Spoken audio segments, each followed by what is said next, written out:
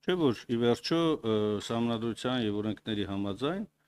իշխանություն ունենալ չի նշանակում մեկ քաղաքական ուժի ծրագիրը, մոտեցումները, անձանց վրա ծախսել հանրային միջոցները։ Այն պետք է ծախսվի հանրության համար, հանրության բարիքներ ստեղծելու, որտեղ կան նաև տարբեր կարծիքներ, տարբեր մոտեցումներ, այսինքն հավասար վերաբերմունք բոլոր ուղղություններով։ Սա որպես նաև չափանիշ։ Այ ինչպես դուք կառաջարկեք, որպեսզի գնահատվի։ Շնորհակալություն, պարոն Մինասյան, ձեր հարցերի համար։ Առաջի հարցի հետ կապված միանշանակ դատապարտում եմ եւ հրապարակումը եւ տարածումը։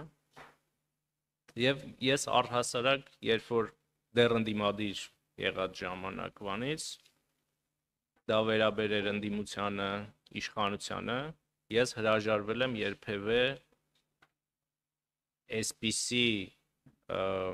մեթոդներով հրապարակված արված հրապարակումները մեկնաբանել,